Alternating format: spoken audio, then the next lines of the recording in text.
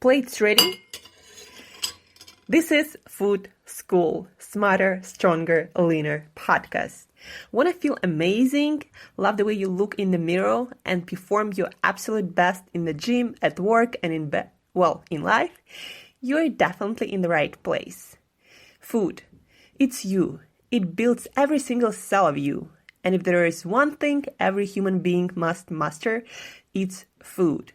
Because at the very least, eating, you do it every day, several times a day, every single day. You might as well get good at it. I'm your host, Shurina from Create Yourself That Today, your personal nutritionist and plate watcher, your diet guide and explorer, your fat loss coach and food inspector. And just someone with a lot of passion and obsession and curiosity for healthy food, healthy diets, nutrition, optimized human performance, everything and absolutely anything you put in your grocery shopping cart, your fridge, on your plate, and in your mouth. It's my business. Food School, on a mission to help you eat better daily.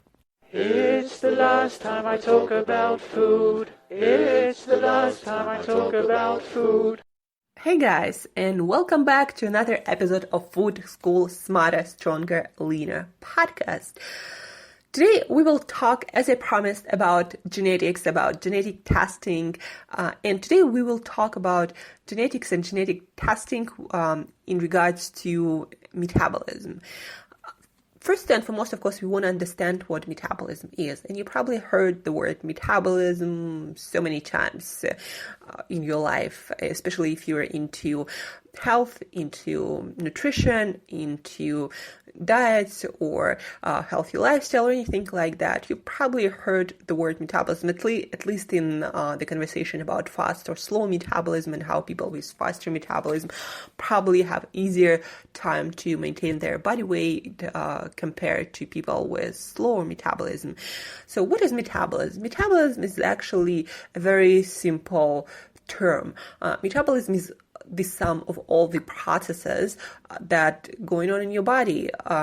Metabolism is basically processes that take place for us to stay alive. These processes might include absorbing, transporting, and using nutrients or synthesizing or making substances as we need. And genes can affect metabolism in many ways. Genes can affect growth of our tissue, recovery and repair, processing nutrients and transporting them into cells, synthesizing hormones and other cell signaling molecules, establishing basal metabolic rate or the speed of our metabolism, how will we digest, absorb, use and store nutrients we eat. But guys, I want you to understand that genes are not some bosses of your metabolism. So what I mean by that is you might have genetic potential to have certain metabolism or to metabolize nutrients in certain ways or to have predisposition to certain diseases, but it doesn't mean that you're going to get them in life. What really defines what you get in life, health-wise, is what you do with your life, what you do with your body, your lifestyle, your nutrition, your fitness choices, the ability and how you manage your stress on a daily levels, how you manage your inflammation levels, and how well your lifestyle choices, your nutrition choices are suited for the best expression of your genetics. Most of our genes, guys, are the same, with few variations. We're basically kind of the same. We're one species. But why we have so much variety when it comes to expression of our genes, or what we get in our life, all the differences are because of so many differences in our lifestyle and so many differences in our food choices and our exercise choices and our different environments, places where we live, how we manage our mindset, what our mental internal dialogues are. That's why we get the variety, not because our genes are so much different from each other. Genes, guys, you want to look at it as having a plan for building many different kinds of houses. So we share most of our genetic material, right? Again, with a few slight variations here and there, with few more copies of one gene and a few less copies of other genes. We have these plans to build a lot of things, a lot of different varieties of bodies, so with different body fats, different skeletal structure, different muscle structure. We have a lot of flexibility when it comes to our gene expression and what we get in our life, our mental potential, our physical potential. Unless we want to become like number one in the world, our genes don't matter that much. What matters is where we put our attention, our focus, and how we manage our lifestyle and our training, again, and our nutrition choices, our lifestyle choices. And that will define ultimately what kind of metabolism we have, slow or fast metabolism, how much fat we're going to have, how much muscle we're going to have, how strong our bones going to be. You know, for example, if you compare, we had this opportunity as humanity to compare two twins and two brothers, astronauts. One stayed at home on Earth and one went to International Space Station, right?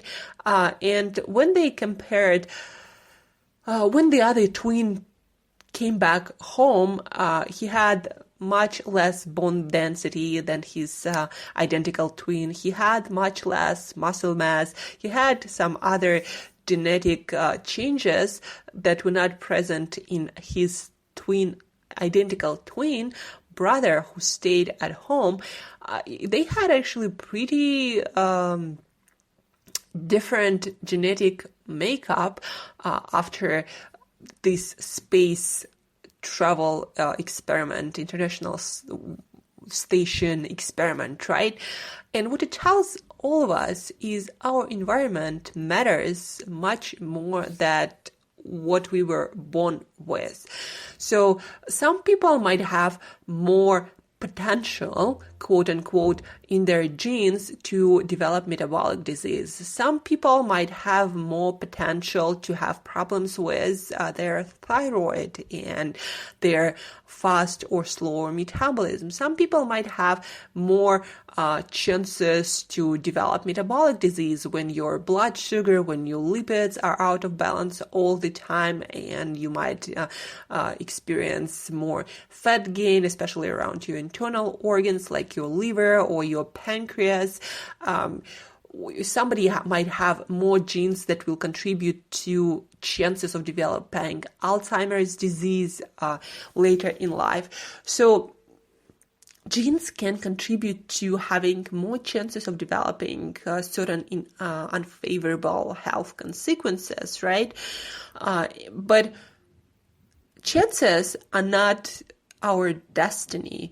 And the reason why we see, for example, these days a lot of instances of metabolic disease, it's like, mind-blowing how many people these days have metabolic disease. And metabolic disease, it's about blood lipids and cholesterol being out of balance, triglycerides, blood sugar, improper blood sugar control, and elevated blood glucose or insulin insensitivity or insulin resistance. It's about, again, having more fat that is not healthy. It has to do with heart disease. It has to do with inflammation levels and a lot of other things. But the reason why we have more instances these days of all these conditions are not because our genes changed, but because our environment changed so much. And of course, we still don't know what exactly causes the most problem. One of the things that we all talk a lot about these days is a lot of processed foods, a lot of shit in our food supply, or artificial additives and just a lot of sugar, a lot of high corn fructose syrup, a lot of inflammatory substances, but then also, of course, increased stress levels, and then our more sedentary lifestyle, and spending a lot of time in front of computers and not communicating with other human beings as well as we used to when we had communities. That all contributes to our inflammation levels. So all of these factors influence the way our genes are expressed. So again, we have this obesity epidemic, we have this type 2 diabetes, and different kinds of problems with blood sugar. These days we have degenerative diseases related to brain health, like Alzheimer's, like dementia, also a lot more cancer cases. We have more of that going on right now. And again, we still don't really know what contributes to that the most, but what we really know is our genes didn't change much, but our environment did change much. And that's why we're getting all these diseases of all kinds, chronic diseases. Before, back in caveman times, we used to have all these acute diseases and infections and viruses. They used to kill people. But nowadays, it's more about degenerative diseases and diseases of lifestyle. But also, of course, we now live longer, so some diseases might develop because of our older age too. But anyway, genes didn't change much, but our environment changed a lot, and probably not the best way, not in the best direction. That's why we get worse health, not better health. And yes, our lifespan increases, but our health span doesn't really increase that much. And again, when it comes to metabolism, I've done quite a lot of reading and research into how genes can affect our blood lipids, our cholesterol levels, our triglyceride levels, our blood glucose levels, our insulin levels, our insulin sensitivity or insulin resistance, how our genes can affect levels of such an important vitamin/hormone as vitamin D that affect so many things in our health, like, for example, how much of skeletal muscle we have, our protein synthesis, and how easy it is for us to maintain and build muscle, how well we absorb calcium and how strong our bones are. Also, vitamin D regulates and helps to regulate our insulin sensitivity and our growth hormone, and it helps our immune system to work properly, and it helps our cells to commit suicide and eat the non-functioning parts of themselves. Vitamin D is involved in transport and absorption of important minerals like, again, calcium, magnesium, iron, zinc, that are very important for our health. So genes can affect how well we absorb and synthesize vitamin D, but what matters more, for example, when it comes to vitamin D, it's not how genetically how well genetically you are suited to be a great vitamin D producer and metabolizer, but your vitamin D level is going to be influenced more by the amount of sunshine you get by the foods like egg yolk, like liver, like oily fish that you eat or don't eat on a regular basis. Your vitamin D levels will be affected much more by that than by your genes. Genes, again, is just potential. What makes it into real power and what you get when it comes to your health is not your genes, but your lifestyle, your nutrition, your exercise, your sleep habits, again, your stress management, your inflammation levels management. The same goes for your, again, blood glucose, your thyroid hormone levels, your lipid panel. And if you want to find out whether you're going to be healthy when it comes to your blood glucose, when it comes to your blood lipids, when it comes to your vitamin D levels and bone strength and muscle mass and all of that, genetic testing is not going to help you to define whether you're going to stay healthy or not. What you want to do is go and do lab tests regularly, like, for example, checking your fasting glucose levels and checking your insulin levels and checking your lipids and your triglycerides and checking your body fat percentage and where that body fat is stored around your internal organs or just, evenly spread it in different tissues where it doesn't have that much health consequences. So you want to do lab tests, you want to do lab work, you want to test your inflammation levels also. You want to do all that. And then if something is off, then you want to adjust your lifestyle, your nutrition choices, your exercise activity, your stress levels, your sleep, a lot of different things you can do, right? And then when you do that, you adjust that, you do it for a month or, several weeks, and then you check your lab work again. And if you have positive changes, that means that lifestyle, that nutrition works for you, and that's what you want to keep. And if something doesn't work, you want to change again, and you want to try and check the results till you get it right.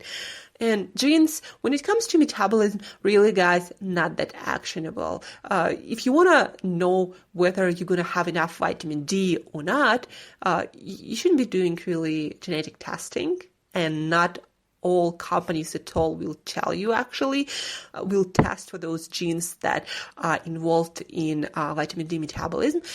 So what you want to do if you want to be vitamin D healthy, you want to check your levels once in a while, and if they're out of balance, then you want to correct it with your nutrition and your lifestyle. It's not like, you test for your vitamin D metabolism potential, and then if they're off, you're going to change your genes. Doesn't happen. Like, we have no tools at the moment whatsoever to directly edit our genes on that deep level. And besides, many genes interact with each other and affect many things. So before we are able to edit genes in any kind of safe and healthy way, it's going to be a long time, because we still don't really know what most of our genes, like 90-something% of genes, do, how they interact with each other, producing the results that we get in life. So again, genetic testing is not that actionable when it comes to your metabolism or anything. It's not like you can edit your genes, but what you can do is you can change your lifestyle, but not based on what your genes tell you, but what your actual results, your lab tests tell you. So again, let's get back to a really simple example of vitamin D. If you want to find out whether you are vitamin D healthy or not, and vitamin D is very important for your health and your metabolism, and your weight loss, your fat loss, or healthy weight. So if you want to find out what to do about your vitamin D status, then go test it and adjust it with supplements and lifestyle choices. And that's it. And that is the same whether that vitamin D or metabolic health or metabolic disease or insulin sensitivity or your lipid panel or Alzheimer's disease. Just do the test, not genetic testing, but actual blood work, actual, inflammation markers, whatever it is related to a condition you want to test for, and then adjust your lifestyle, your nutrition choices, your stress management, your inflammation levels management, and then change the results that you get in life that way. Again, genes have a lot of potential, a lot of opportunity. You just gotta manage your environment so you get the best out of your genetic potential. And there is a lot of genetic potential, guys. You just need to figure out the best environment to activate your best genes. And that's the most important takeaway today. Your environment is the tool to manage the best expression of your genes. That's what you want to take away today and realize the power of your daily lifestyle and nutrition choices. And to sum it up and to finish on an interesting note, our podcast today, I want you to think about one other thing. I often hear this analogy or this metaphor when people say food is fuel, and that's how you should treat it. The better your fuel, the kind of longer and faster you run as a vehicle. But I want you to think about food in a little bit different way. Imagine Ferrari, like that shiny car, speedy, like state-of-the-art Ferrari. It can run the fastest if you maintain it well, of course. But so your food is not just fuel for that Ferrari. It's much more deeper than that. Your food is that actual Ferrari and its fuel. So your food is not just your fuel and the energy to use, but your food is also you. You are what you eat. Your cells are not made of thin air. Your cells and your cellular health is your health. Your cells are made from the foods you eat. And if you put some crap in your body, there's going to be some crappy cells in you, and that's going to affect your mental and physical performance and your genetic potential one way or the other. There is no free ride when it comes to food. Your body notices every single bite of food that you put into your body. And that's what I want you to think about today. Thank you for tuning in, guys. Love you all. Wish you an amazing day, amazing health, amazing genetic potential. And as usual, eat better daily.